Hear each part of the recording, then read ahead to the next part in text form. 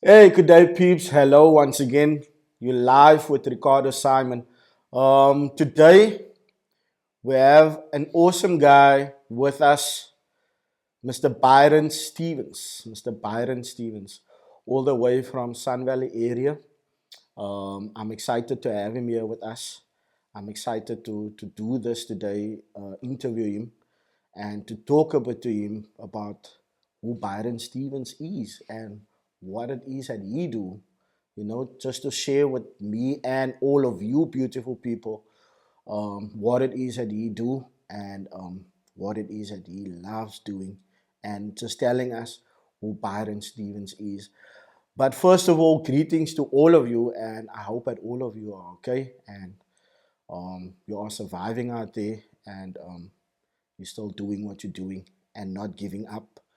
So yeah, without further ado, um, Mr. Byron Stevens, thank you so much, sir, for being with us today. Thank you so much for taking the time out and coming to talk with Ricardo. Thanks, Riva, for the opportunity. It's really a privilege to be here. So thanks. No, not a problem at all. I'm glad that you agreed to do this with me today, and also just to share who Byron Stevens is, where he comes from, what it is that he's doing. So, how I met Byron was through Jeremy. Jeremy Kuris. He's a producer, pastor. What else? Songwriter. A few that is just a few that I'm mentioning. But I met him through Jeremy.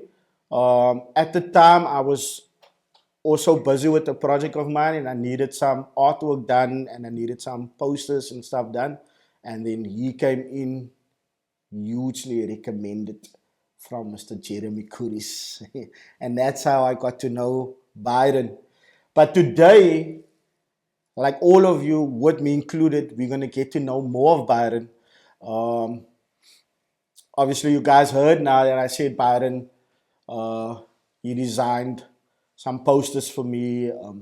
In fact, he designed my CD cover for me. It's on all social media platforms. So you can go check out his work there already.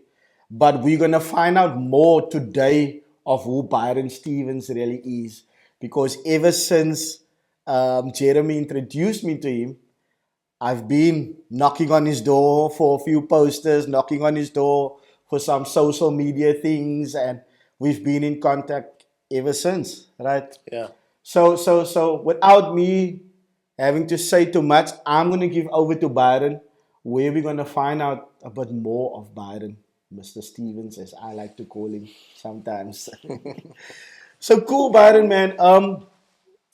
Thank you once again. Thank you for coming and agreeing to this interview.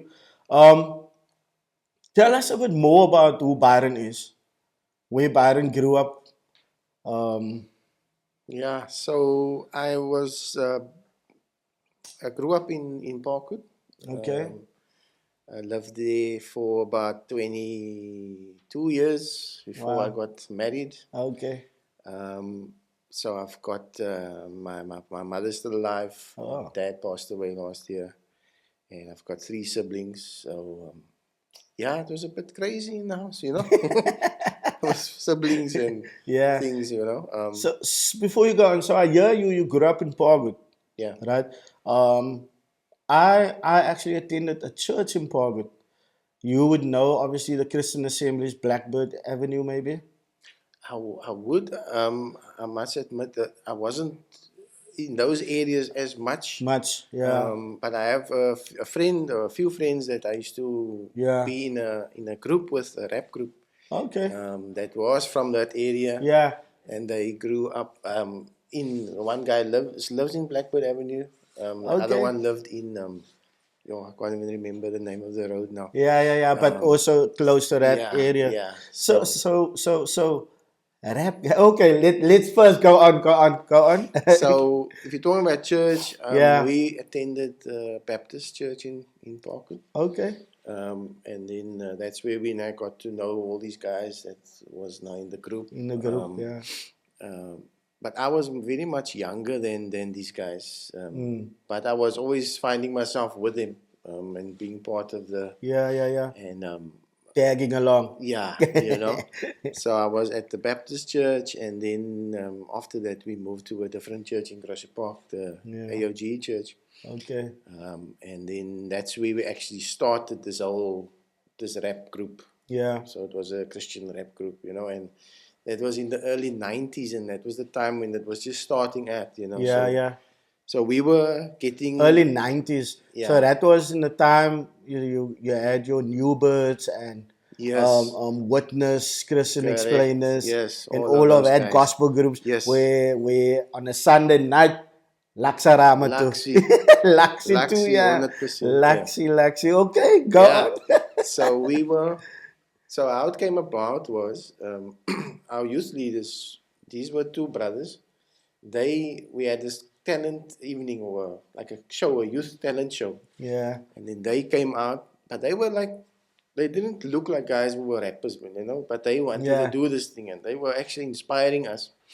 And then they did this song called "Satan, You Cancelled." It was by a group called ETW, End Time Warriors. So there was all these groups coming from America that was starting this rap thing. Okay. And then we saw them, and then they invited us, basically, anybody that's interested to come and join this group. But it was more for them. I think they were using it as a tool to like disciple people, or use it as a way of getting to like teach you more about God Christ and all of that. Yeah. And then, long story short, eventually it just came down to myself and my two compadres, Georgie and Chupas, and we were called JC's MCs. Okay. And then from there on, we started doing a lot of gigs. Like, we would go to youth groups every weekend. Every Friday night, we would go to this church, that church, and then that's how we started to get to know more people. And then, but the thing was that it was quite awesome at that time, because we had people like JK. And he was part of a group called Chosen. From Ocean View. And then we had Sons of the Light here from Strandfontein, which was Plain area. We had the King's Kids crew, which was DJ Easy. Okay. And he had a partner, Q. And then we had what was this other guy's names? These guys were like guys that really inspired us. I can't seem to get their name at the moment. And there was just this camaraderie between us. That was like, we weren't like fighting each other. We would see each other at these gigs, and then we would be like, hey, come on, do your thing. Motivate one another. Everybody understood, hey, JC's MCs and this other group, they're not the same. They're not coming with the same style. Same message, but different style. And we basically had a little bit of we just created a little bit of a niche for ourselves, where we said, hey, this is who we are, this is what we want to do. And we just used it as a way of just going out, spreading the gospel, and sharing with people, about Christ in it. That's phenomenal, because there's always different ways, obviously, to how we can do this, of getting out there and sharing. And obviously, like, we find ourselves sometimes in places like, how am I going to do this? How am I going to do that? And you get rappers, you get DJs, but each one of us, we have our own unique style. And I think that is what is important, because what's the point of having everyone in one room? But if you watch one group, and it's almost like you watch everybody, So that's phenomenal, man. That's phenomenal to hear that you were back in the day in some rap group and that. So in the household, like growing up with your siblings, what did you have? Brothers, sisters? I've got two older brothers and a sister. So the age gap from my sister to me is like 6 years. So okay. I was a bit of a Yeah. lamaki, Yeah. My mommy still calls me a baby. I don't know.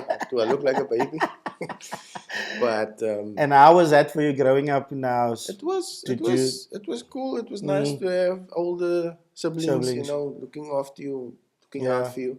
But it also was a bit lonely, because they had a gap of age. Like they were ready when I started to understand myself or find myself. They were already on their way almost out, leaving, leaving the house, going into adulthood.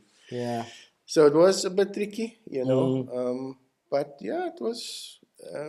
Good memories. Yeah, there was. Good times. Yeah, it was good and bad. Ja, bietjie gestryd. Hy het nou my laaste brood gevat. It's like, sometimes the dynamics is not of course perfect, ideal. Of course, yeah. But I think, you have to maybe in the moment you don't understand why or whatever. As you get older, as God speaks to you, God shows you things, you start to see, oh, okay. Then you start to maybe realize, hey, there's actually something positive also that can come out of those negative moments, Okay, so you say at the moment mom is still living in Pogute. Yeah, still in the same house still. Yeah. So that's now kind of like the family house, I would say, where everyone goes maybe on a Sunday or have family lunches and stuff like that. Yeah, it was that way. I think my dad's passing really affected us in that way, So we were all but in our own corners. Of course, different ways of dealing with it. And it has taken a bit of a strain. In that way, the loss of him. And I think sometimes we don't realize the impact that it makes on you. Of course. Of course. Losing somebody. And especially so close to you. And it is, like I say, man, I wouldn't say it was a perfect growing up experience, childhood. Because there were some other factors and things that was happening. But it was, just the loss of my dad. It was like, that person is not there anymore. And you actually feel it. You can actually, it's like almost like something that, like just part of you. And it's maybe you can't explain it in a way that says, hey, I'm going through this part of this grieving or this stage or that thing. And so often we don't understand one another also, Like, why is he like that or why is she like that? But we all grieve differently. We all go through or handle things differently. Although we may be siblings, but ons is different aan mekaar. Hoe ek het miskien hanteer is dit dieselfde soos jy dit gaan hanteer, you know. And sometimes we don't understand it, and that is when we start saying things to one another without thinking, maybe because you're not realizing, okay, Ricardo gaat die ding, en ek gaat die ding, but hoekom is hy so? It's because we are different and we handle things differently, you know. And sometimes it can be tricky because that same person that we just lost, both of us or all of us as siblings had such a huge love for this person. It's like, enigiets wat sy my nou gaat sê, het gaat nie reg week, man. Het gaat nie reg help, because the way ek voel nou is net hoe ek voel. I just lost my dad, I just lost my mom, you know. I think, sometimes you feel like, hey, you wanna fix the situation. But you like, for me personally, I've also seen, hey, I just feel like feeling like this now, man. Regardless of maybe the faith or the belief structure. Of course. It's just like in that moment you feel, it's not like you've abandoned anything or you've thrown people away or anything. I think it's just like you just want to feel like this and you just want to be here now. Obviously there's a limit to that thing, Of course. Otherwise it goes into other things. But there's a time and a place always for everything. And it's not for me to say to you, Ricardo, oh, you must now come right and all of that. It's like, I know you personally have also experienced some big losses and stuff. Yeah. But it's like I think in that moment if you're not, maybe sometimes you're not even in understanding what is happening now. Yeah. And now you in this like a coma. It's just that thing like ons vra nie vir dit nie, man. And we never prepared for it. Because how do you prepare for it? You know what I'm saying? Yeah. If we had to know like, hey, tomorrow this time, hoe sal ons visit it? You know what I'm saying? Yeah. So we never prepared for that day to come, and especially when it's somebody so close to you, when it's family members, when it's really people close to you. It's like, hey, it hits. So it's something that you can't explain sometimes. Not even to your family, not even to your kids maybe or whatever. And there's days when you just like, it's almost like you want to hear that person's voice. It's like you need to just hear it today because you feel like, today I feel like everything is going wrong. If my mom was here now and she saw me, she would have known what to tell me now. Yeah. She would have known how to cheer me up or just that right words, it's just gonna get me out of this mood or whatever it is that I'm in.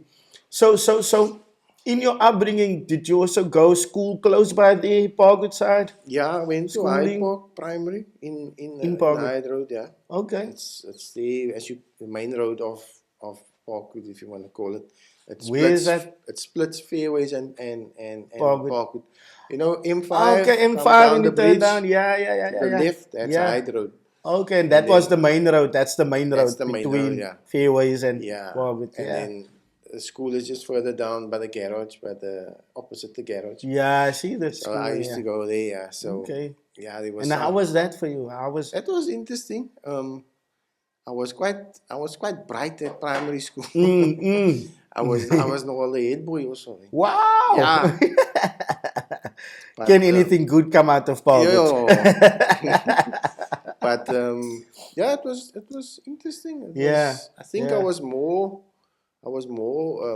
expressive or more vocal at primary school than what you are now. More at well, I mean, just adjusting to high school. Because then when I went to high school, I went to Livingston High School. Okay, Livingston. Then, that's what's that? Lansdowne, Claremont side. Yeah, Livingston. Then I went there, and then it was totally different. It was like an adjustment from childhood to adulthood, and it's like I felt like I was a bit unprepared. Yeah, I was a very quiet person at school. I was very like. Kyk net so die besigheid. Just withdrawn in myself. And I had a few chommies there. Yeah. But I wasn't like this that was out there unless I was really comfortable. I think it was a situation of, hey, I need to feel like I'm comfortable here. I can express myself. I can be myself. Taking everything out first. Yeah. So then what happened was in the time of my schooling, that's when the rap group thing came about. Okay. And then it was almost like I was a split personality because in the one instance, I'm this quiet guy. And then he's just on stage and rapping and like he's just the same dude. So it was almost like it was, that was what I felt like, hey, that's where I must be, man. Your comfort zone. Yeah. And the guys that I was with was making it even better because they were like, they're older than me, so big brothers, they were. They were just guiding me, helping me, and we were doing this thing together, man. And it was cool because it wasn't even something that I thought would happen. That would come about. As a profession. Or okay, when I'm now, and I was probably like 16 or something. Okay. And it was like, it wasn't something I was saying, hey, I want to do this. Because if I can give you a bit of a background, the rap thing was big. It only came at that time. And the Christian rap was, I mean, maybe not the more mainstream rap, but the Christian rap. The guys, the leaders of the churches, because they were saying, this is what is the devil stuff. It was like almost like breaking a bit of ground now. Of course. And then we were getting a bit of kickback from some leaders and whatever, but it wasn't deterring us because of course it was a bit junk to hear, of course, but we knew, hey, this is where we want to be because this is what the young people are enjoying. Enjoying it. And not even the young people. We even got invited once to a high tea at the old age. A high tea, now look at that. You know, and the old mensen gaat lekker. Yeah, you wouldn't expect it to invite a rap group to a high tea, you know. So yeah, it wasn't something that I was saying, hey, I want to be in the rap group. Yeah. I want to do this and that. It was almost like God was just orchestrating this thing, leading it, and just surprising me. Guiding your footsteps. Yeah. And you were talking about Laxi and you were talking about New Birth and Explainers and all these guys.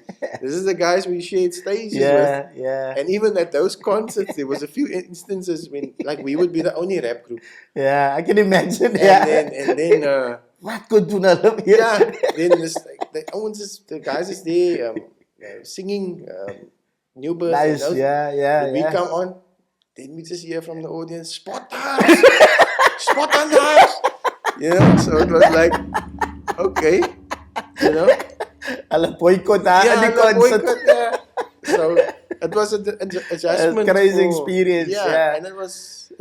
Nah. Before I'm excited to get to that part. I want to go more into that. I want to go more into that.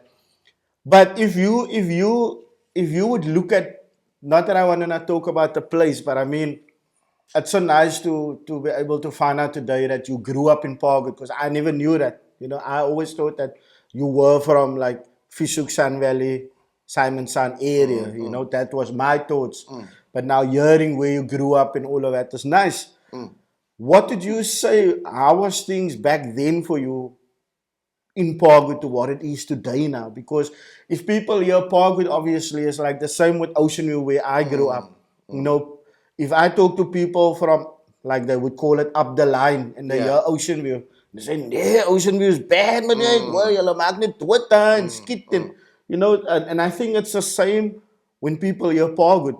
Drugs, gangsterism, people dying because of gangsterism and all these kind of things. It's like we are Wasman. This is where I grew up. And when we were living there, just early as, that road was still a sand road, eh? Acacia Road was a sand road. Wow. And they only paved it like, I don't know how old I was, but it was, and then in those times... So, allemaal paaie was nog eens geteer en goed so my dad would come home, he'd leave the car in the driveway, windows open, unlocked. Wow. We would leave the front door unlocked. It was like a free... Things really changed. You feel free, you know? Yeah. Now, a few years ago, they basically... his car was parked in the driveway. Yeah. And they stole his battery out of the car. And we've got this door, my mom's got this glass door, like this faded like a... But you can see movement. Vaguely, like, you can see the body and stuff. These Owens is busy, eh? They don't care. You can see, you know, they were... It's bad. And I mean, I don't want to label it like... No, but I mean, Byron, these things is happening all over. Yeah, it's all over. Not that I want to... I don't want to just now like hear the bad from Parkwood, but from my experience, I have family in Grassy Park, 8th Avenue. En ek het my neef het geloop daai tyd van die Grassy Park al loop ons Parkwood toe. Ja, exactly. Ek was heen en weer aan die Blackbird Avenue, ek het kyk gegaan na. So nou het ons jeug of whatever, dan sê ek my neefie vir holidays. We would walk from Grassy Park, Parkwood weer daar, deur die begrafplaas, Kotpad se gou daar deur. Yeah. You know, and it's like, you know, when we would have practices now, no? For our rap group. Yeah. Then the guys would come to my house and then we would practice, and then like it's maybe 11 o'clock. Then I asked my brother, listen, can't you just stop Georgie at home and whatever?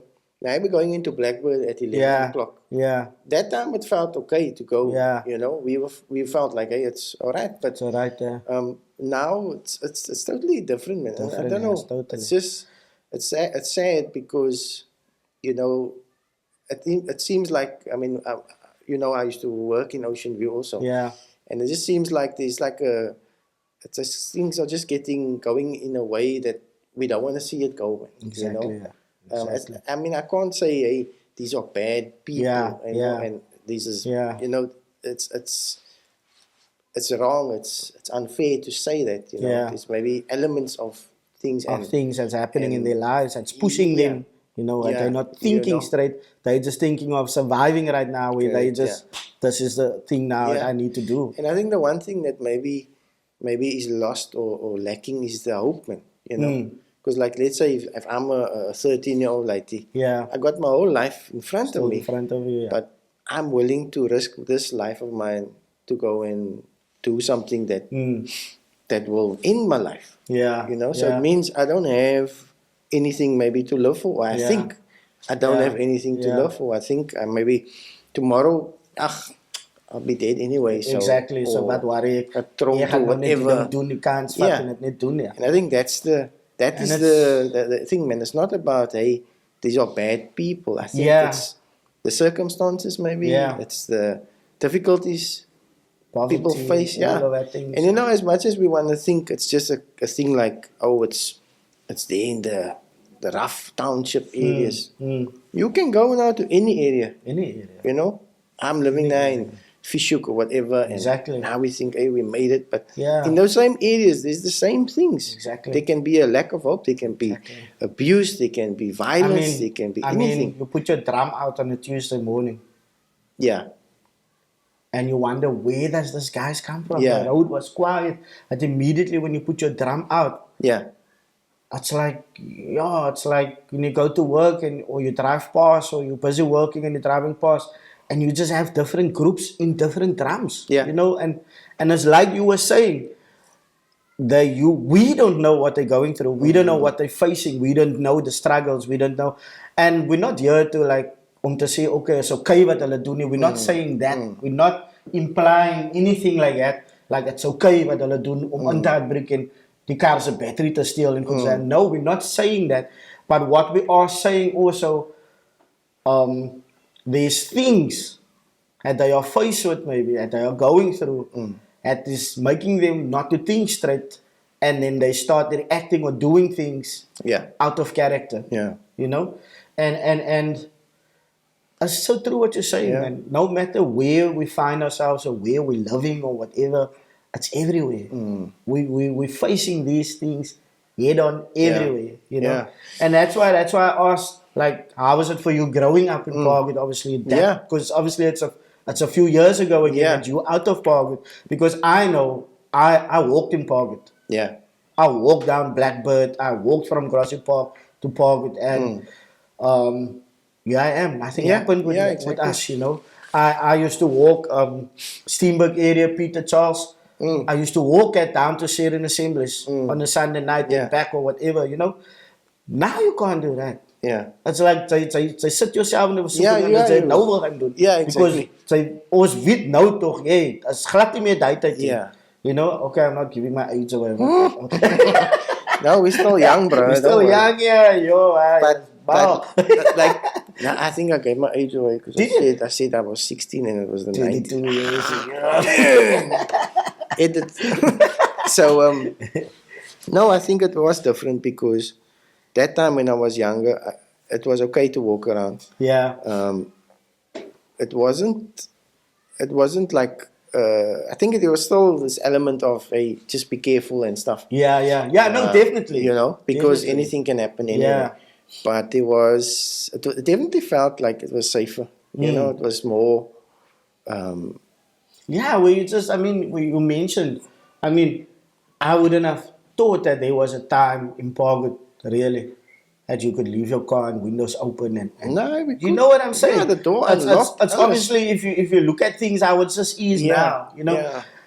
Sy moet jouself so burglarize, meneer, sy voel sy's in 'n tronk en as jy nou sit en nou dink jy vir jouself, as jy nou 'n vuur uitbreek of 'n ding, sy so te mekaar. You know, that key wat die teen kry because he parentive, you know, that kind of things, but we are kind of forced because of what's going on. Exactly. You know? And we need to try and just protect our families. Because it's like it's the thing now. You must say, okay, what is going to serve my family now, rather than I just want to feel free, which we want to feel. And I think that's also the thing, man. It's like we've definitely, and I say we because you know I think it's everybody can take a bit of responsibility. We've definitely lost a bit of like a regard for each other to say, you know, that's also a person, that's also somebody, you know. they're scratching in the bin now. Yeah, but definitely. They are somebody, But definitely. But we want to treat people that we decide, hey, nah, these are the, nah, he's the best, she's the best. But other one is, But I don't know what the difference it makes for somebody to acknowledge them, to say, hey, hello, whatever. Yeah. I can't control what people are gonna do. Exactly. Yeah. When they wanna cause me harm or something, but I mean, I know it sounds so nice and easy to do, but every circumstance is gonna allow or cause you to maybe respond in a different way. But I think that is also like what Jesus is saying. That we need to treat everybody or love everybody. But you must know in this current age of ours, it's like so difficult. It's like it's like crazy. Where is that stuff? Where is that gone? And I find myself challenged all the time. If I'm honest, it's like all of us. It's like all of us. This guy. Yeah. It's like it's for home vertrouwen is mal. But I think that's why God has given us the tools and the understanding and the I don't want to sound too churchy. No, but man, He's given us the Holy Spirit that will tap us and say, hey, bro, no man, relax, or the Bible and say, hey, that's what it says, fruits of the Spirit. Yeah, and I mean, I think love thy neighbor as you love yourself. And I think that's also something, not to go off where you want to go, but I think also we must understand that we are as followers of Jesus. We are gonna make a mistake. Definitely, we are gonna fall short. Definitely, because listen, God didn't come for the perfect ones. He came for the broken. He came for So not that you go out there and go do it on purpose to do that same mistake over and over. Then you're not really just taking a mickey by doing it every time. Yeah, exactly. Abusing the forgiveness from God, basically. Now, as you guys can hear where the conversation is going, and I don't need to ask Byron like how's his relationship with his maker, and you guys can hear where he's at. This is the type of man he is, and he's got a love and a passion for people and for God. So Byron, also what I find interesting is that I hear you mentioning Georgie. Georgie is married to Cindy.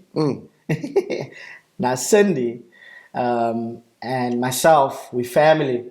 Cindy and my dad, both of them is now passed on already. Cindy's mom and my dad, they brother and sister. Oh, okay. They brother and sister. That's how we are family. Yeah.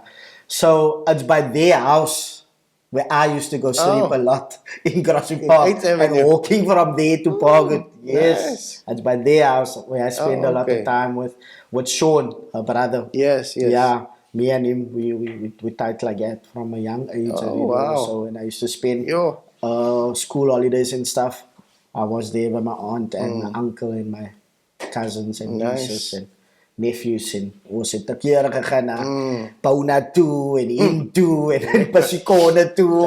Ons lus nou al weer vir Vienna pas en dan loop ons maar Pago toe, So that was me. And how did the rap obviously work for you also in Pago?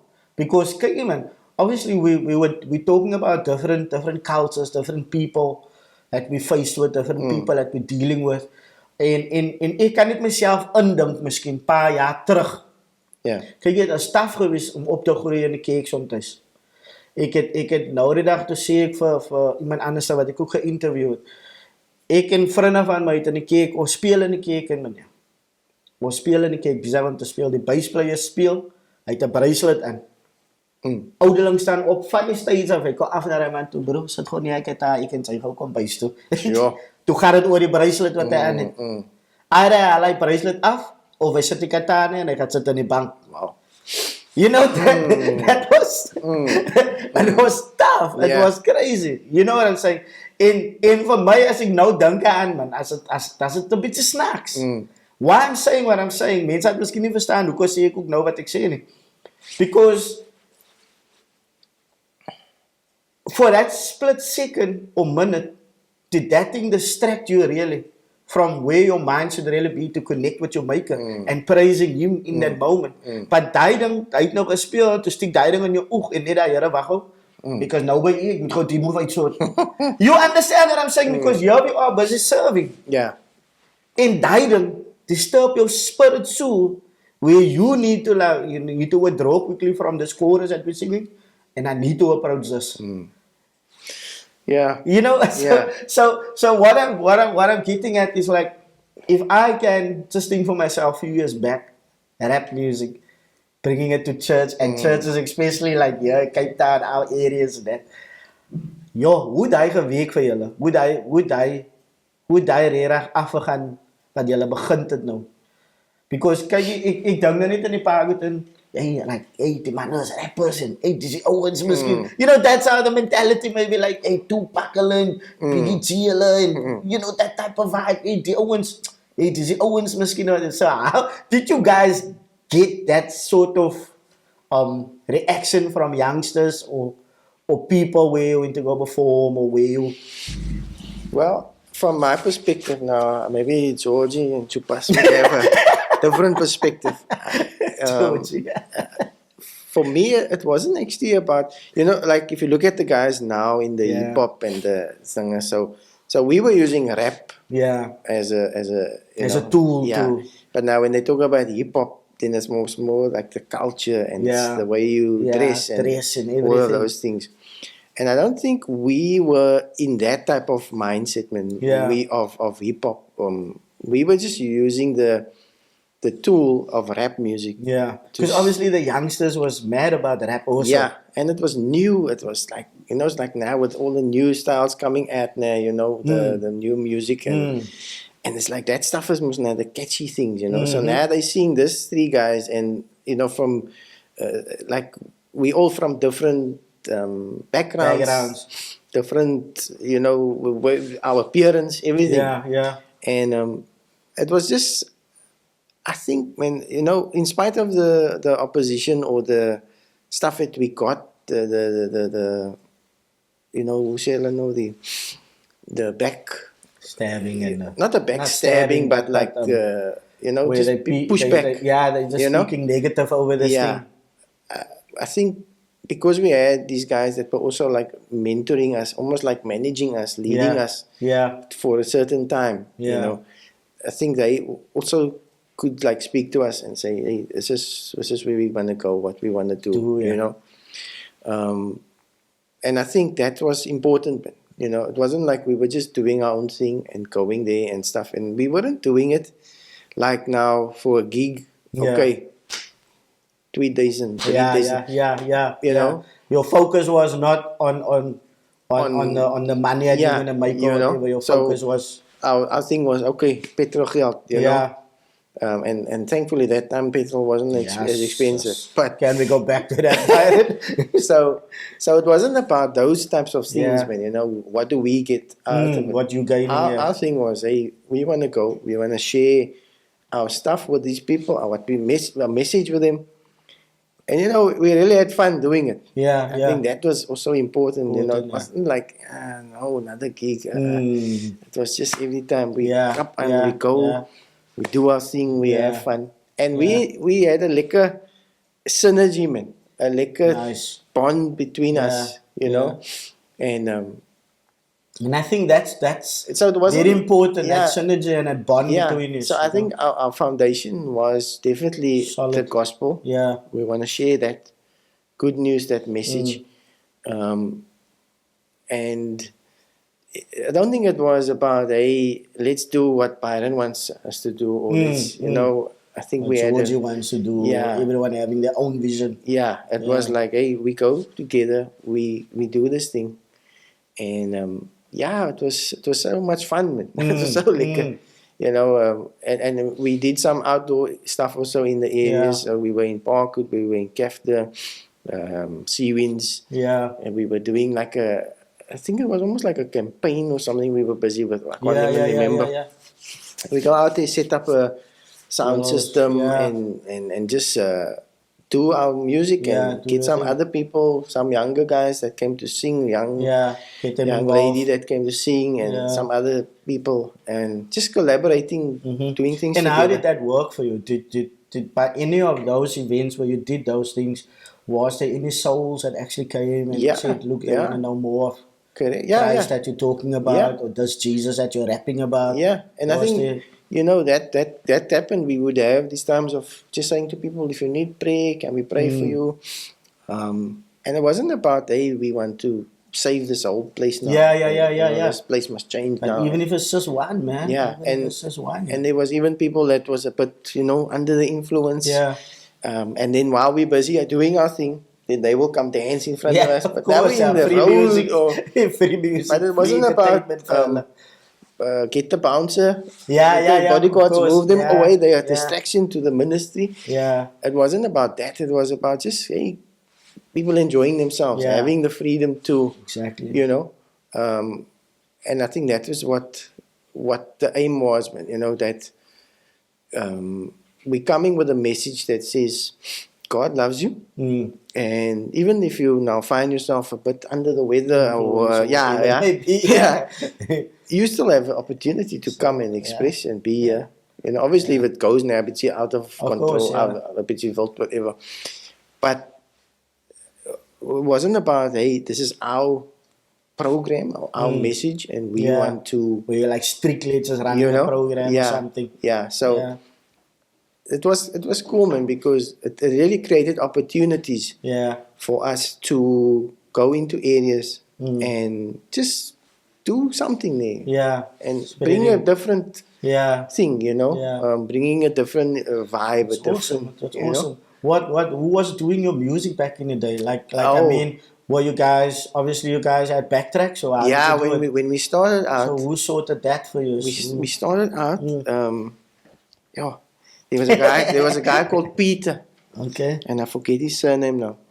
But he was doing this backtracks. Yeah. But he was doing it on cassette. No, they used to have these standard white cassettes, man. Okay. So we got again giving your age away. Yeah, he must edit. So we went to him. He was in Lotus River, I think. Okay. And then. Now, this was not totally new to us. Yeah. Yeah, because as you're talking, I'm thinking, yes, it's been a music I can sort for. Yeah, so it was. I mean, I can't remember his surname now. Yeah, but he did like the tracks where did he do it from scratch where he would record and make beats and stuff, or how was that process? I might speak under correction because I'm not such an old belly already. Yeah, because I can't remember so far. Yeah.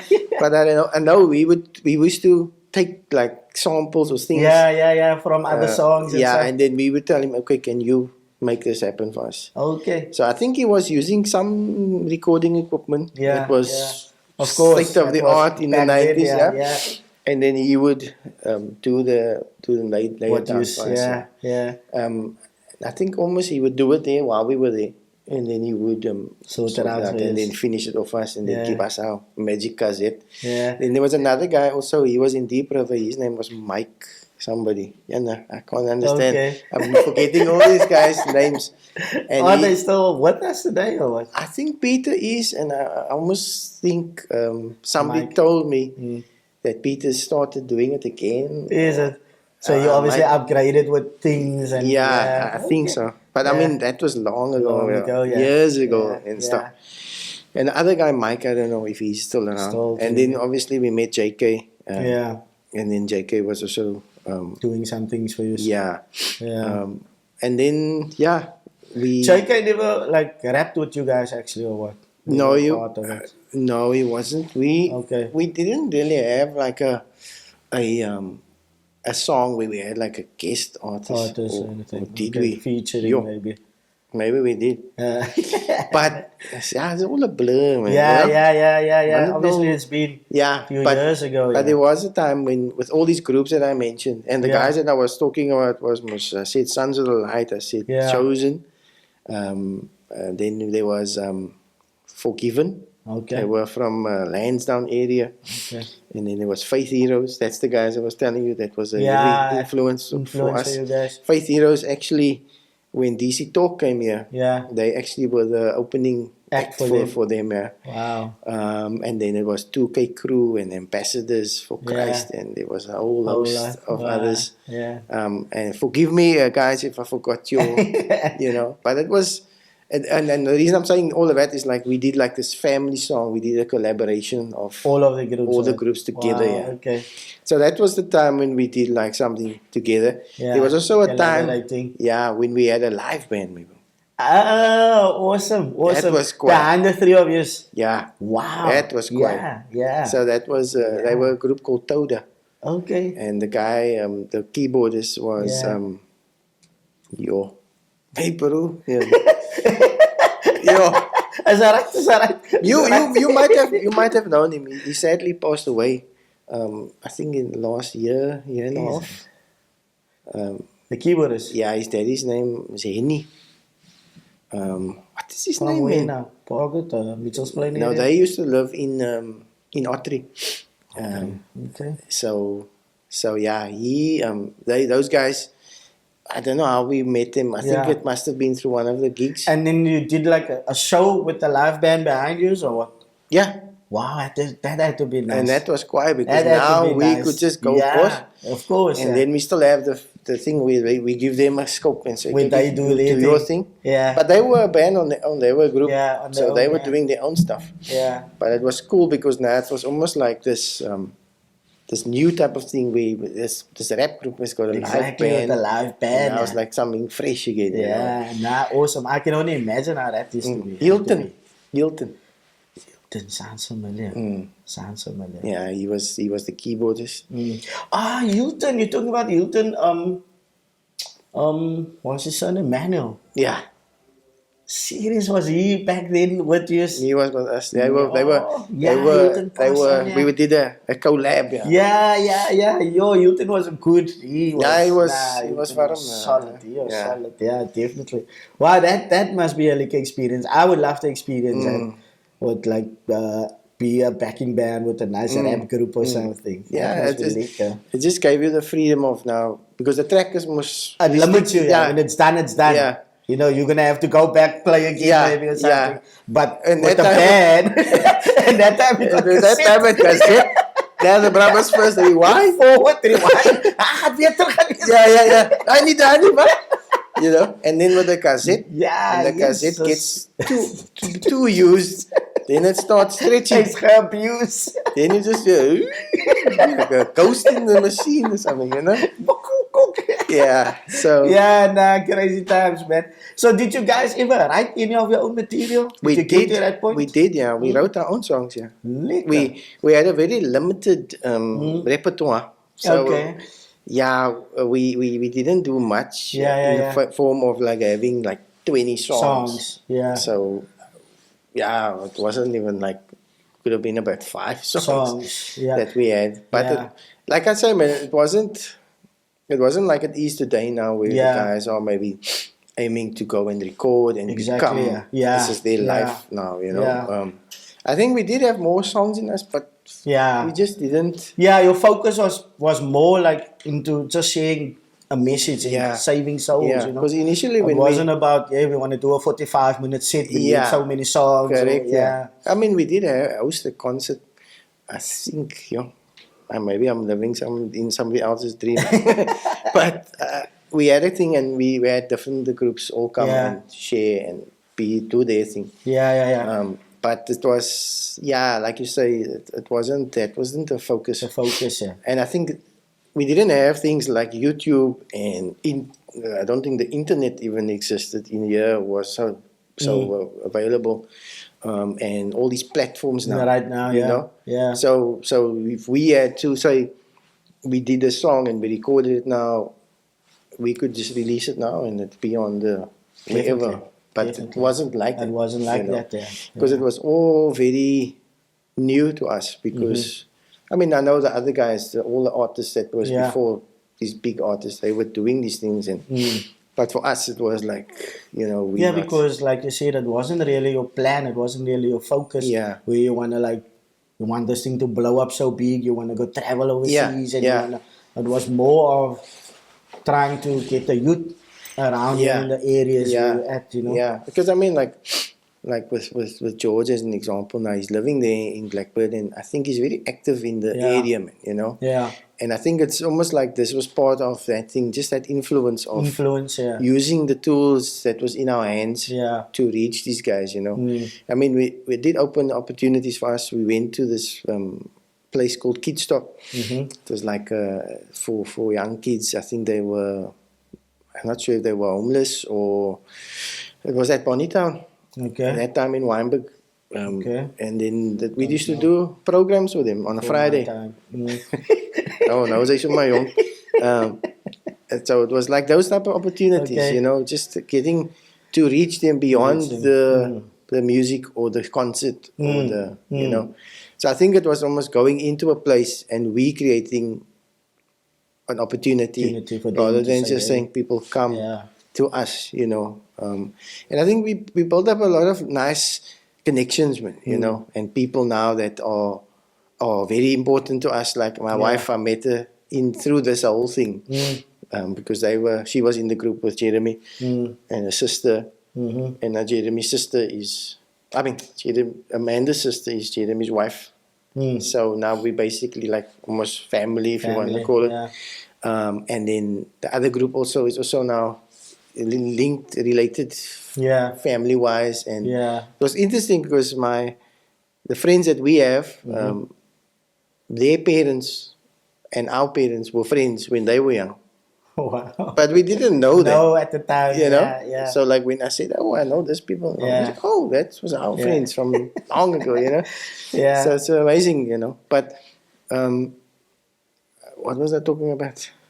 Just like what we were doing was like moving around and creating an opportunity for youngsters too. It was really it was cool, man, because like, and there wasn't this thing of, and I mean, I don't knock nobody, like, but like when we were performing or doing our thing, all the other groups is in the audience, they going on mad, they supporting us, and we do the same. We singing with their songs, and that support of like just when the one is up there, we cheering here, we with you here. Yeah, exactly. That's quite. Because I think that is something that I found it was a bit lost, where everybody, there was like this group of whatever genre they were doing, it was almost like they were lost. People were just doing their own things, and I mean, maybe it's just the way things went. But in that time, it was so cool because it was like everybody was together. And the one spot that we used to see each other a lot was called JC's Place. JC's Place, I remember JC's Place. Yeah, and that time it was there, there close to Hanover Park. And then it moved to another area, and then there was another place called Club Life. I know that as well. Yeah, so JC's Place where I met Easy. DJ Easy, and then Club Life is where I met Bradley Knight. He's also on Good Hope, he's a DJ. Yeah. I think he's on a Sunday night or something, Bradley, So it was actually cool to just get to know these guys, build the relationships, and, and imagine that. And all of it. And I mean, these cats come on for years. Years. People that don't know will look at them like, seker. Maar as jy moet praat met hulle, sal jy uitvind die pad wat hulle aankom met die music. Yeah, exactly. It's like for Bradley, he was in the radio industry that time already. Wow. And he's just moved, and he's been consistent. I think he's got a different another job that he does, but he's always just been in this music part of space, and the radio business also. So I was gonna come to that point where I was gonna ask you, like, okay, obviously, how things change for you now, because obviously you're married now, and how many kids, and how you met wifey, but I see you touched on it there. But, and I heard it was also with the shows and stuff. Yeah. And also, funny enough, you were really like friends with Georgie. Georgie is also married into my family. And then also now Jeremy is also family of mine. Oh, so it's like Jeremy's, exactly. Jeremy's dad and my dad, they were like cousins. Okay. Yeah, so that's how. Oh, interesting. Interesting. Yeah. So you've been all along moving with my family, moving in the circles. It's amazing. So how did things happen for you and Manda? Was it mix it or what was it? Ik heb dus een phone gehad. Two-way radio, Manda, were you? To all the viewers out there, we used to phone people like this. Ring. And then wait, and then go. En dat je verkeerd daar, dan moeten we weer beginnen. Give me your aids again away. Yeah. Edit, Mr. So, yeah, we met each other, I think, at one of these gatherings. Okay. There was an interesting thing that happened in 1995 when we was at the World Cup, the Rugby World Cup. And then there was these guys that wanted to, they got opportunity to do this. They had this free channel called RWC channel. Okay.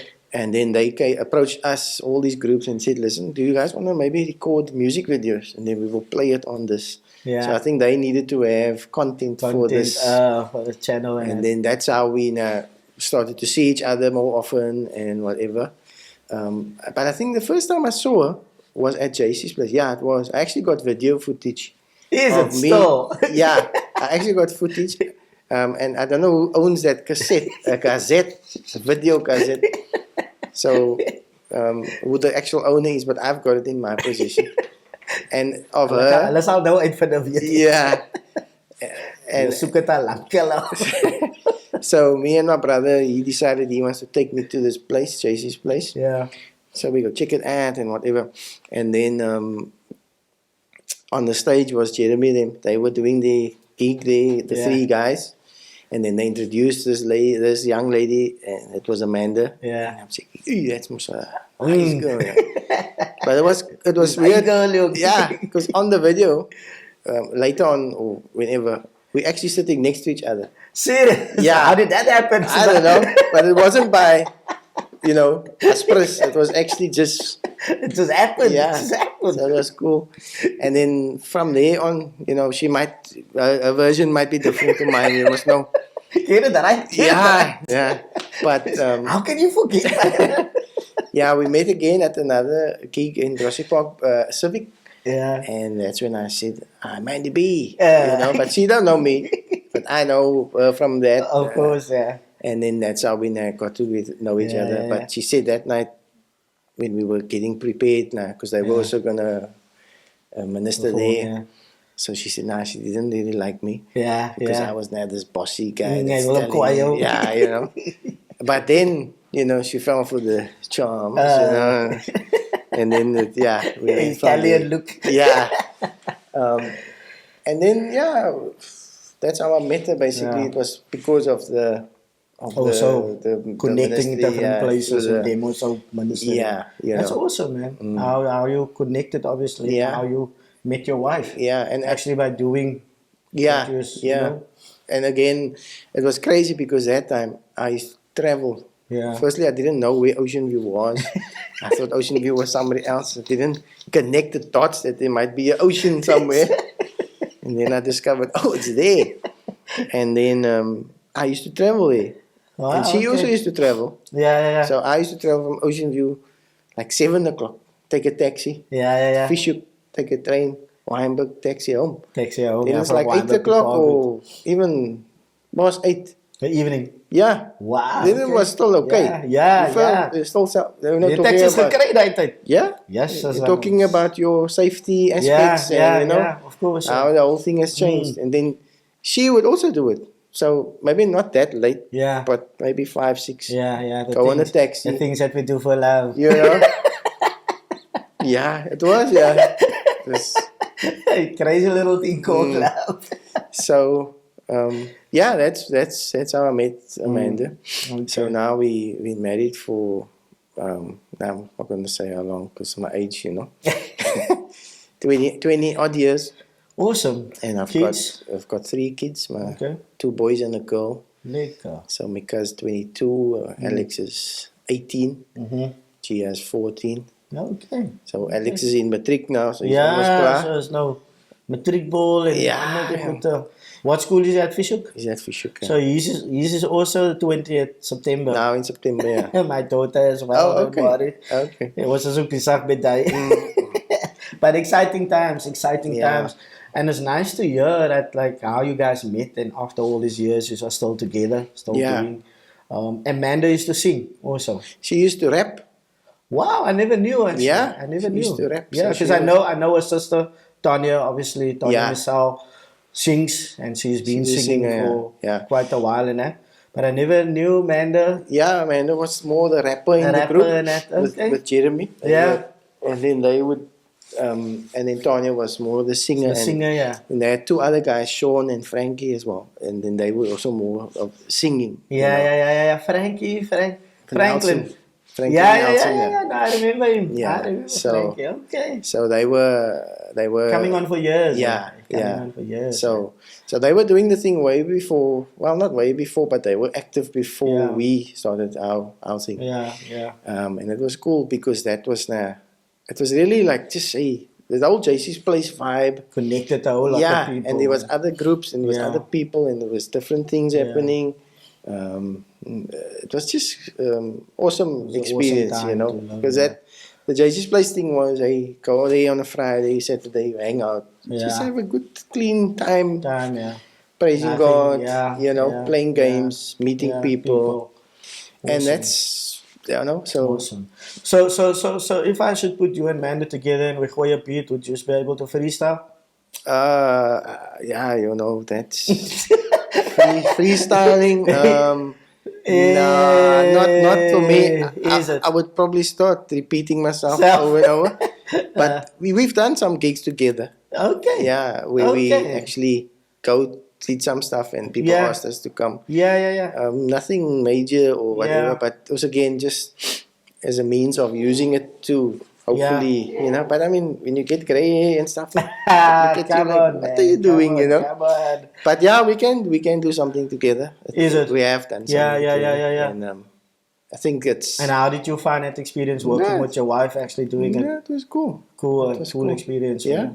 Lekker, man. So I can call on you guys. I'm doing a thing, come just gooi a thing here for this. Okay. If the price is right, then. No, definitely. The money is in the exposure. No, lekker. No, I didn't know Amanda actually. Yeah, awesome. The rapper, Awesome. Yeah. And any of that, do you see any of the music talent in the kids right now? Kids like singing. Okay. My boys, they like singing. Okay. And Mika's playing guitar now. Nice. And where did Mika start? He's like to watch these guys, these young guys, Mendes and all of all these boy bands, that I feel like what is this? What is this? But like how the back then. Yeah. What is this? What is this? So it was like he started there and we bought him a guitar and nice. And YouTube and stuff. Yeah, but it took a long while just to get actually going because I think he needed to first understand how it works. Definitely wanted to play and stuff, but then JK also stepped in and started helping him and stuff. And now he's doing well actually. Nice. He's still learning. Of course. Hey, for all of us as musicians, man, we learn so every day, every day, because that's just how it is in the music industry. You can learn from somebody that is a beginner. Yeah. But without that beginner knowing, you actually taught that guy something that's been playing for already 20 years. Yeah, exactly. So with the music, it's if you're really open to learn, you still learn every day. Yeah. Because my other son Alex, he was learning drums, but he was still young. Yeah, so he didn't really feel it. Yeah, but he's a singer. He can actually sing. He does this stuff with his voice. But he's not taking it serious, man, you know. Yeah, you know, the youngsters is like, they're so talented where they are blessed not just with one. You know what I'm saying? Yeah. That's why they at that place where they're like, man, dis alright, ek kan nie weer môre doen, ek gaan weer iets anders te doen. You know, because tomorrow you can come and you can just start singing and it just does it naturally. You know? That's just how it is with them, where we again think, yes, hoe kan sing jy? It's so quiet. It's so goed sy is, you know. But yeah, it's like for me, so I don't want to force my kids like, ek wil iets, hy moet hy doen because ek doen die. Yeah. That's the last thing. Your daughter plays the bass, isn't it? Yeah, she's playing bass. She's playing bass. Yeah. She's now in a grade 5 that she's busy with. Oh, okay. In the music, she's at School of Rock, people. School of Rock, there. School of Rock in Claremont. Oh, okay. She's there. Oh, let me just add, my daughter is a dancer, so she's so creative, you know. Spiritual dancer, or just any hip hop, break She was dancing. doing hip hop dance in last year. So she got chosen to represent the Western Province Dance whatever association. Last year in Gauteng. Yeah. So that's a bit of the creative juices. Is in bloed. Is in bloed because she's in the dancing, the other one is singing, other one is now busy with the guitar. So the music vibe is somehow it's happening there, you know. Yeah. Because like my dad was also my mom and my dad were very. Oh, my mom is still here. So. Yeah. But when they were younger, they played in the church band. So my dad was the guitarist, my mom was the keyboardist. So they now also, you're telling me. Now you're telling me. So yeah. So the music is definitely in the family genes. Definitely. No, it's awesome, man. And music is just something that just brings so much joy. Man. Yeah. Brings so much joy and can just take your mind away from all the things that's happening around you. So Byron, I mentioned that right in the beginning, we spoke about a lot of things. You spoke about where you grew up, your schooling, how they're rapping and all of that. Are you still in contact with Chupa? What's Chupa's real name so people can just know, because we're just calling him Chupa now? His name is Chuparangs. What? His real name is Jupiter Phillips. Jupiter Phillips. Yeah. And then George. George Van Neel. George Van Neel. Yeah. Yeah. So are you still in contact now and then with these guys?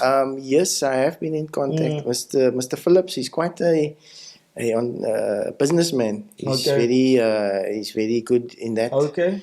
So he's launching some new project now, and so a few weeks, maybe a month and a half ago, we gathered together just to pray for he invited us to come. And then George, I was in contact with him also earlier in the year about some project that we want to do in Parkwood. Okay. But we want to do it with him involved and stuff. Yeah, with Mr. Phillips? No, not with George. Yeah. Okay. So yeah. I think that would just be an awesome thing because he's there. Yeah, he's somebody like him. He's like hands-on. The reason is that he knows the people. Of course, yeah. You know, and if it can work, he can give us the access that we need, and obviously he gets opportunity also to be part of it. So if we should say, hey, call that guys and put something together, the three of you, do you think it would be able to happen? So, or what, a gig or something? Just like if I say, hey, Byron, I'm putting something together. Do you think you can pull that guys in and do something? Do you think that's possible? But not backtrack and then we have the live band. Yeah, now you're making it now too hard to resist. No, I'm actually it would be something nice. Yeah, it would. I mean, I think obviously I know you guys things has changed over the years. Yeah. You've now married. You've got like Mr. Phillips. You say he's a businessman now. He's obviously running a lot of things, busy schedule. Yourself and George, but I mean, do you think from your side it would be possible to actually pull them and actually say, hey, because doen gewoon net die ding, man? I don't think it would be impossible. Okay. I think it would need to be a let's sit down, let's have a discussion. Of course. Yeah. What do you but the possibility is endless. It can actually still. Yeah. I mean, I don't know. I feel like it will be actually cool. But I can't speak for my colleagues. Yeah. But yeah, I think it will be a cool thing. You're getting excited here already. I can see it. Yeah. Yeah. Nah, my mind is working overtime. But I'm sitting here, I'm thinking of Chosen. I'm thinking of you guys. You know, you have one band and you say, hey guys, coming. Ons back vir julle doen julle ding, stuur vir ons jou songs, sort out rehearsals, en ons kry 'n lekker venue en ons doen gewoon net die ding. Wys gewoon net die mense wat het julle gedoen back in the day, you know, because ek het nou net agter sien ek iets op Facebook, en die oudste sit op Facebook nou, en hy sê dat elke naweek is daar nou 'n konsert. En as die and I'm not shooting them down or anything like you said earlier on. En I say that daar's elke naweek nou 'n konsert, en nou budget vir die concerts, want elke een is about R80. Hoe betaal jy R80? As sit hy al daar by die konsert, dan wag hy nog vir die keyboard player om gou sound te kry op sy keyboard. Dan sê hy ook daar van die keyboard player wat so mors en goed soos dat. You know, and then you think, yeah. And I had one of my friends also post something, also on Facebook. Phenomenal bass player out in Joburg. He actually plays on my album, Mr. Alvin Hendricks. Oh, okay. No? And he said he was in some clothing store. And obviously the clothing stores hulle speel met nou music en goed soos daai. En hy sê wat hy nou daar binne is, hy het net gehoor, hy het net dieselfde ding. And then a beat would maybe come along and he was like, yes, as diva house us, you know, with music, is this really where we are at? Yeah. That music is becoming so cheap. As jy is bietjie effort in sit om, you know, speel miskien 'n different chord of a different, you know. And that is where we're at right now, because people wanted the easy way. People wanted shortcut, short left. Yeah. You know? Yeah. And then you get the youngsters that is obviously now, they go for that. Because either they're not clued up with music, or they don't know really the quality of music. Yeah. You know? And it's crazy, but I would love something like this. Yeah. No. I would enjoy something like this. You know, obviously, right venue, right space, the right band to work with, and get you guys and say, listen, let's see what we can do. You know, obviously, not trying to do what you do back then. Yeah. Becky skit op die stage. That's also in super department, yeah. No, we're not gonna go there. Anders dan moet ons nou EMR, you can stand by it, aber like, but it would be nice, just thinking about it, you know? Yeah. No, I think it's definitely something to look into. Think about almost, like maybe a reunion or, you know? Definitely. It would be my opportunity to hear Mando also rap, you know? Yeah. Which is awesome. I kind of got it right to get Tanya sing again at one of my concerts. So, okay. Yeah, that's you were cool. there that night, that yeah. Sunday night, and she and Jeremy ministered there, and that was so nice. So we heard a lot of your upbringing and growing up, your siblings, your dad's passing, what you've been doing, married man, 3 kids, and we also heard of what they are into nowadays, you know, and you're also getting ready for matric ball. So now I want to know, like, where are you at now at the moment? What is it that you are doing, and work-wise or business, or what is it that you are finding yourself? So you alluded to it, but designing and all of that stuff. Yeah. So I'm running a company called Upshift. Okay. So Upshift is a web design, primarily web design and web development company.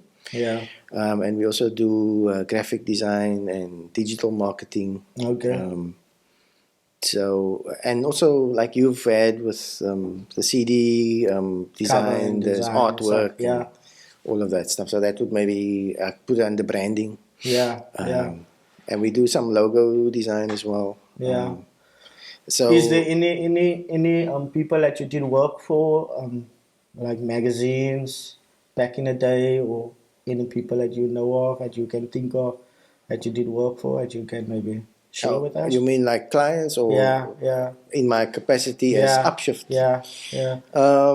Well, I've done this for the very famous guy. His name is Ricardo Simon. Okay. Yeah. Okay.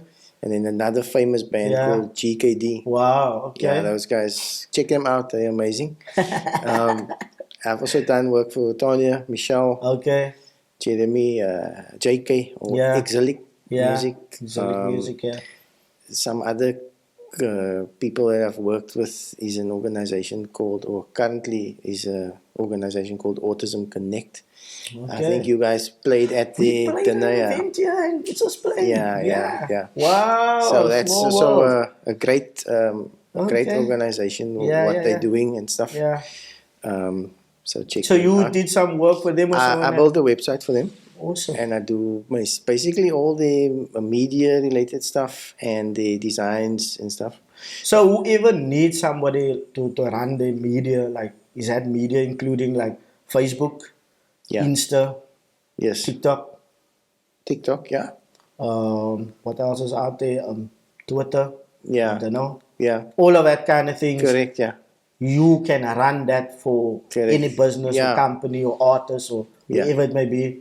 You can kind of run that for them. Correct. We can. We sit down, we talk, we hear what you need, what it is you want to accomplish, or what is your problem that you have, and how can we work together to solve that problem.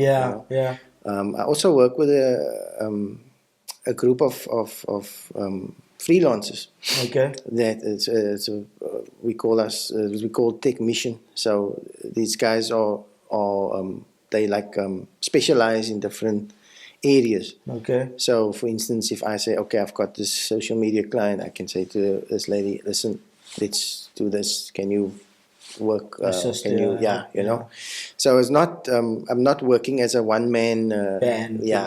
So I've people that you know you can. Yeah, my son is also my eldest son was a graphic designer. So So there's definitely collaborations that go on from my side. But some of the other places that I've, coming back to your question, that I've been working with is like a lot of like music artists, and then I've also and Chupi, his daughter, has got a dance studio. So I've done some work for her, videos that I've created. So it's a mix of clientele, and I think sometimes very different. But, of course. You know, it's like especially the requirements and stuff. Correct, But I think for me it's important to understand what the client what they need, and hear from them, or put yourself there and say, okay, what do these people need from me? I can make a suggestion. I can say, okay, that. But I think obviously you have to work closely with the client to really see where they at and what they really. Correct, and just understanding what it is they want to accomplish. So it's like their vision or their mission, or what they want to see happen becomes live in that graphic or poster. Or correct. Whatever it may be. So the message they want to send is how effectively can Upshift convey that message. You know. So it's a lot of just understanding that client and knowing, hey, this is what we want, and listening to that client, not just saying this is the best option and this is what we will do. You know, from my perspective. I've been full time in this now for about almost a year now. I was working previously at the NGO in Ocean View, but then decided I need to go full time into this thing. And it has been challenging. It has been, I've been getting a lot of support and just from my family and friends and stuff. But it is difficult, because like if you work in a mainstream job, you get to sit there, this is what I must do. Now you are the boss, so you must now decide what is this. Phone for sick leave. And the motivation must be there, everything must be there, and it's challenging because now also, hey, I need to make it happen and provide because I need to look after my family. I need to sort this out. But I think it's just been a good experience because I think it's something that I have had to do. I needed to do. You had to take it head on and say, listen, I'm going to do this. Correct, because I was working in the media industry. So when I was just a young whippersnapper, I started working at a company with JK nogal. We worked at a media company. And then I stayed there for about 13 years. Okay. And then I worked again at another media company for about 10 years. So you've been in it. Yeah. Not exactly maybe what I'm doing right now, but as I went along. In that circle. As I went along. So I have a bit of understanding, okay, this is how this thing works now, you know. Yeah. But in that time, I was now also looking at training myself in web design and gaining knowledge, and you know, started doing it as a side, you know, while I was working, just so that I could also get this thing going, you know, and also gain that experience. So it was quite tough because you go from working all day, and if you have work, I can relate. So yeah, but I mean, you know, I think the climate at the moment is also a bit tough, and you know, it's like you need to just how you say, persevere and be persistent. You know, get into a routine of doing this thing every day, even if there's maybe not much to do at the moment, but or in that moment. But I think it's just that mindset, man, you know. Getting into that routine is very important, because now you can become lax, because ek is my baas, man, ek lus 7 dae. Daar's hy routine uit by die deur. Môre weer opstaan, okay man. Ek start normally so 9:30. So right, ek het lees tot 10, 11. Routine uit by die deur. And there you creating room for other things again, which is unnecessary if you just stay disciplined and stay focused. And I think that's the main things for us as people that wants to have their own business. You need to stay focused. You need to stay obviously consistent. It's not easy. It's not easy because you know, but you need to, because nobody else is going to do it for you. You know, if there's a day that's going to come, this is not working and somebody's questioning you, but okay, are you consistent? Are you doing what you're supposed to do by starting your day at this time? Are you know, then you find, but okay, do nie is daai goed in. You understand? It's small things, but it's things that you need to have in place, because imagine now you employing somebody. I'm just making an example, because now business is doing so good, you need maybe more hands, but you're not disciplined. You understand? So how you're leading by example for that person that you're actually getting on board. Exactly. You know? So it can definitely be a crazy thing. Ne? Just to add, it's like the thing about the discipline and the self-motivation is it's not so simple and so not easy to do. It all depends on you as a person, you know. But like you say, when you have this freedom now of, hey, I'm my own boss, I can do. It's like now you have to be like holding yourself accountable and saying, hey, what is it that you want to accomplish? You know, if you want to put in that effort, you will get that out. You know, and I think that's something that I've had to learn. You know, you just say, just to do it, and to get nothing. You know, you know. But it's like now there has to be a bigger. Exactly. A bigger thing, you know. Now you're a family man, you need to think of, my family now. I'm having this attitude of, niemand kan me say, but my family suffer in that kind of thing, you know. So, man, like once again, I can relate. Because there's that thing of having a 9 to 5 en dan gauw nog rehearsal hier in die Kuilsrivier. Van Kuilsrivier, weer is er morgenochtend, weer op 4:30, weer gaan werk. You know, that type of thing. And it's crazy because I still do it. You know, I still do it. I used to work in a dockyard in Simonstown. Dan wag die band members aan my in die vishoek. So straight waarvan af klimming in 'n bus in die Simonstown. Vishoek toe wag hulle aan die vishoek verby met die instruments. Van vishoek af Milnerton toe. I don't see my family. I see them the next day again. You understand? So these dinge wat moet gedoen word. And unfortunately, because you want to become better at what you're doing. So people can book you more and more. People can use the band more and more. That type of thing, you know.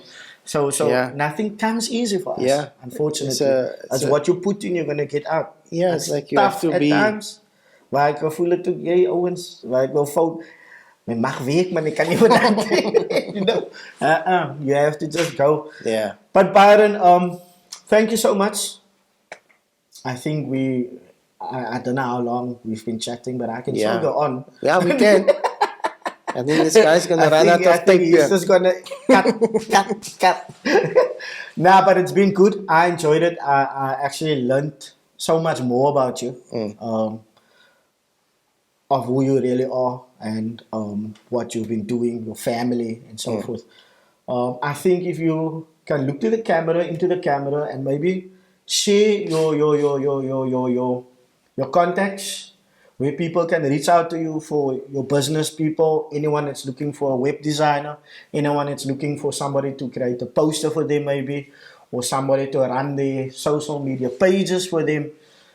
Byron does all of these things where you can make contact with him. So Byron is gonna look into your blue eyes right now, and he's gonna see he's gonna see obviously his details, contact details, email, cell phone number, whatever it may be. Please share it with the people, so people whoever needs this kind of services, they can reach out to you, and maybe after this they will also know, hey, Byron, I never knew Byron actually does these things, So yeah, take your time sharing that context. Awesome. So my company is called Upshift. You can find us online at upshiftgroup.co.za. Instagram is Let's Upshift, and on Facebook as well, Upshift. And yeah, if you want to email me, it's Byron at upshiftgroup.co.za. So we're doing web design, graphic design, digital marketing, and any other type of digital or what you call it, online requirements that you have. So let's talk, see if we can assist you. Thank you. Awesome stuff. So Byron, we're done. If you can encourage anyone out there, what would you tell them? And I'm talking about anyone. I'm not talking about youngsters. I'm just talking about anyone, because obviously the times that we are living in, the struggle is real. You running your own business right now. I can only imagine from month to month. Hey, it's okay. We human. You're talking about the matric ball that's coming up. Your son. You've got 3 children. You've got your 2 sons and your daughter. You're running your own business. You've got your wife also, household, and it's challenging for all of us.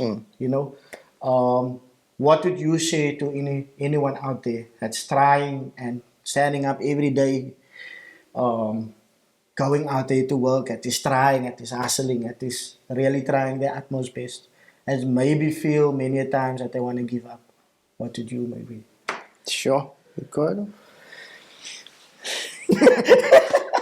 So, from my perspective, I think, being in this environment now of self-employed and business and everything, you do get a bit discouraged, and you do get you feel like, hey, what have I done?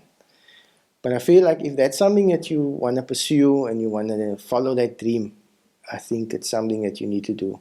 If you know it's the time, if you know it's the moment to step out, you don't know what you're stepping into. You don't know, you can't have a safety net in everything. There's going to be a risk involved. And with the risk, there comes times of being uncomfortable, times of being frustrated and stressed out, and you sometimes you age overnight even.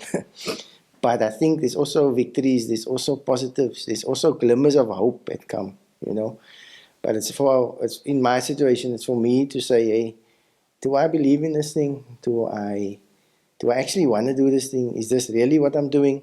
What I'm supposed to do, let me say.